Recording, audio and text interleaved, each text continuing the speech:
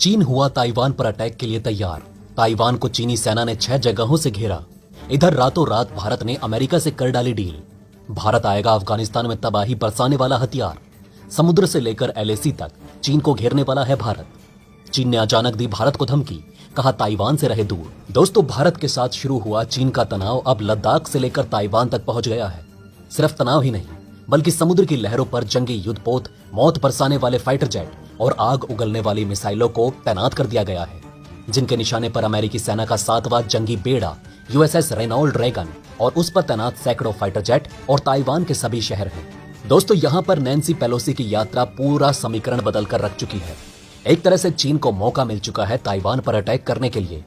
चीन काफी समय से ताइवान और लद्दाख पर हमला करने की तैयारी कर रहा था, लेकिन अब चीन को नैन्सी पेलोसी की ताइवान यात्रा के रूप में बड़ा बहाना मिल चुका है।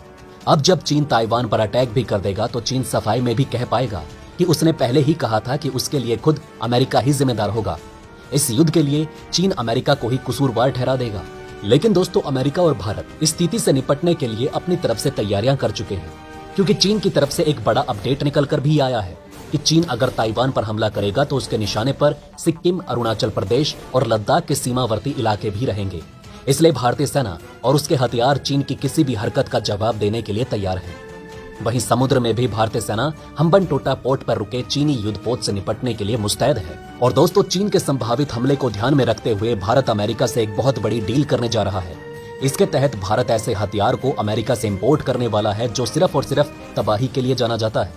2000 किलोमीटर की दूरी पर तैनात दुश्मन को मौत के घाट उतारने की हिम्मत रखता है। अब सवाल यह उठता है कि भारत ऐसे खूंखार हथियार को अमेरिका से रातों रात क्यों मंगवा रहा है? क्या भारत चीन के खिलाफ कोई बड़ा मिशन करने वाला है?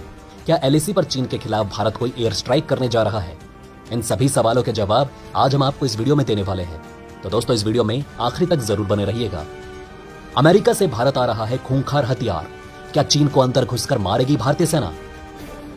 दोस्तों, दुश्मनों को घर में घुसकर मारने के मामले में अमेरिका और इजराइल के बाद भारत का नंबर आता है। अमेरिका और इजरायली सेना आतंकियों को घर में घुसकर मारने के लिए जानी जाती है।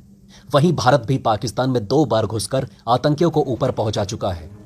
वहीं अब भारत आने वाले दिनों में फिर से एक बड़ा मिशन करने वाला है, और इसके लिए भारतीय सेना ने अमेरिका से एक बहुत ही खूंखार हथियार को रातों रात मंगवा लिया है। इस हथियार का नाम है MQ-9 रीपर ड्रोन। जी हां दोस्तों, यही वो हथियार है जिसकी वजह से अमेरिका हजारों किलोमीटर दूर बैठे आतंकी पर सैन्य कार्यवाही करता है। अब बेहद जल्द ये हथियार भारत पहुंचने वाला है।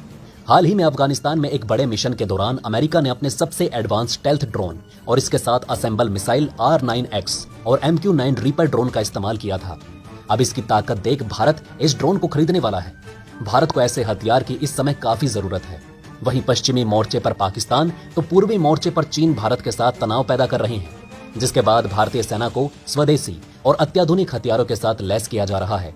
वहीं भारतीय सेना अब दुश्मन देश के घर में घुसकर मारने के लिए तैयारी कर रही है, जिसके लिए भारतीय सेना को एक ऐसे हथियार की जरूरत पड़ेगी जिसे भारत हजारों किलोमीटर दूर से ही ऑपरेट कर पाए और दुश्मन का कहीं से भी खात्मा कर दे।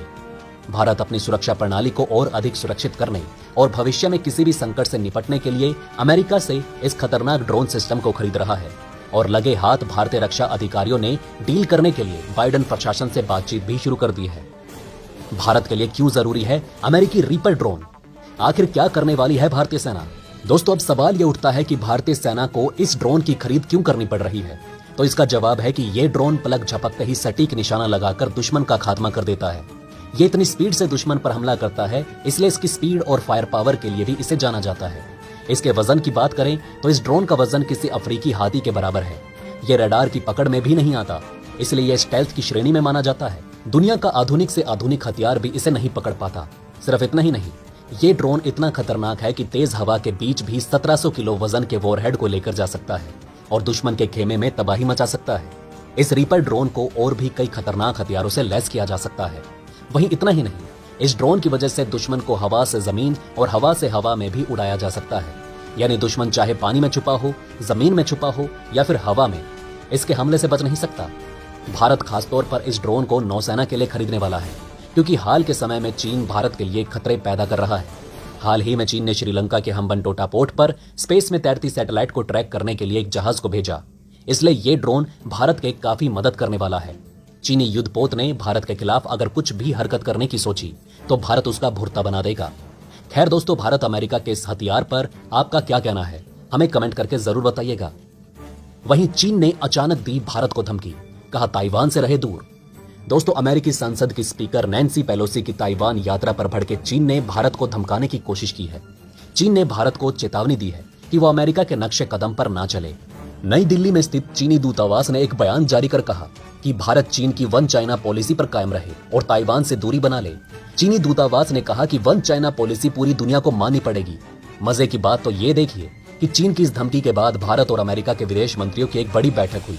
इस बैठक में भारतीय विदेश मंत्री एस जयशंकर ने अमेरिकी विदेश मंत्री एंटनी ब्लिंकन से मुलाकात की। दरअसल चीन को यह डर सता रहा है कि ताइवान के मुद्दे पर भारत अमेरिका का साथ दे सकता है, जिसके लिए वो दबाव बनाने के लिए भारत को चेतावनी दे रहा है। चीन ये जानता है कि अगर ताइवान के मुद्दे पर भारत अमेरिका के साथ चला गया तो उसके लिए मुश्किलें बढ़ जाएंगी। चीन को दूतावास ने अपने बयान में कहा कि भारत उन पहले देशों में शामिल है जिन्होंने मान्यता दी थी कि केवल एक ही चीन है। यहाँ आपके लिए यह जानना भी जरूरी है कि वन चाइना पॉलिसी आखिर है क्या।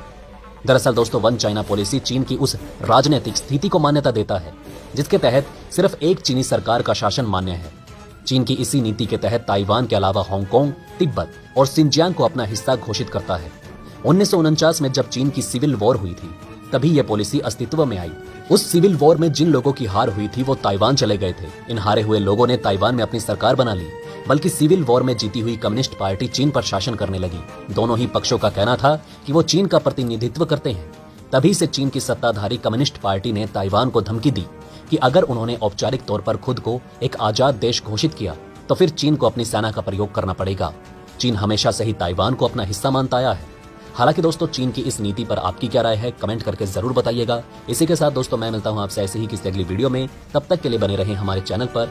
जय हिंद, जय भारत।